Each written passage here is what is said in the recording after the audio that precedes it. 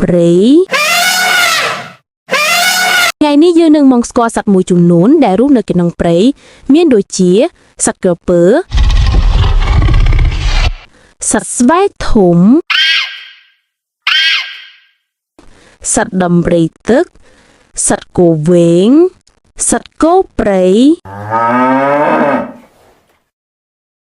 សត្វជ្រូកព្រៃសត្វពពែសត្វរមៀសត្វជៀមសត្វដំរីសត្វអូតសត្វក្របីព្រៃ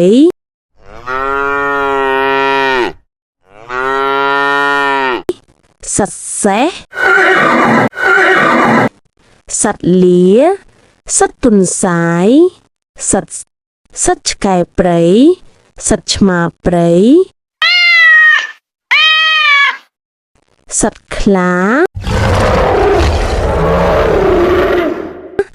សត្វតោថ្ងៃនេះយើងនឹងមកស្គាល់សត្វមួយចំនួនដែលរស់នៅក្នុងព្រៃមានដូចជាសត្វក្រពើសត្វស្បែកធំសត្វដំរីទឹកសត្វគោវែងសត្វគោព្រៃសត្វជ្រូកព្រៃសត្វពពែសត្វរមៀសត្វជៀមសត្វដំរីសត្វអូតសត្វក្របីព្រៃ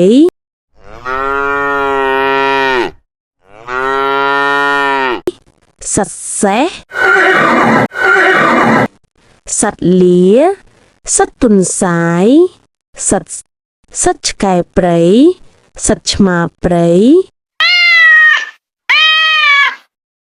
សត្វខ្លាសត្វតោ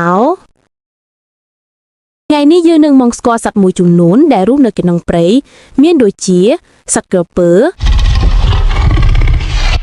សត្វស្បែកធំសត្វដំរីទឹកសត្វគោវែងសត្វគោព្រៃសត្វជ្រូកព្រៃសត្វពពែសត្វរមៀសត្វជៀមសត្វដំរីសត្វអូតសត្វក្របីព្រៃ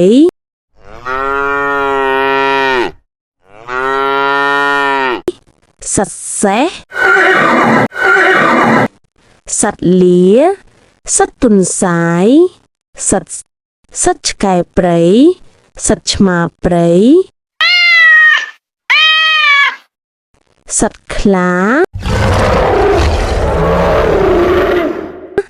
សត្វតោថ្ងៃនេះយើងនឹងមកស្គាល់សត្វមួយចំនួនដែលរស់នៅក្នុងព្រៃមានដូចជាសត្វក្រពើសត្វស្បែកធំសត្វដំរីទឹក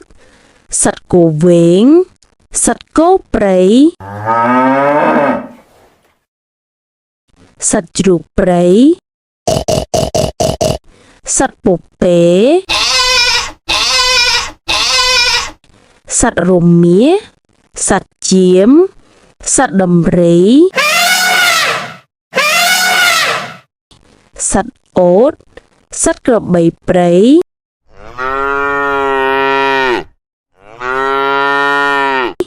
សត្វសេះសត្វលាសត្វទុនសាយសត្វឆ្កែព្រៃសត្វឆ្មាព្រៃសត្វខ្លាសត្វតោថ្ងៃនេះយើងនឹងមកស្គាល់សត្វមួយចំនួនដែលរស់នៅក្នុងព្រៃមានដូចជាសត្វក្រពើសត្វស្បែកធំសត្វដំរីទឹកសត្វគោវែង សត្វគោព្រៃសត្វជ្រូកព្រៃសត្វពពែសត្វរមៀសត្វចៀមសត្វដំ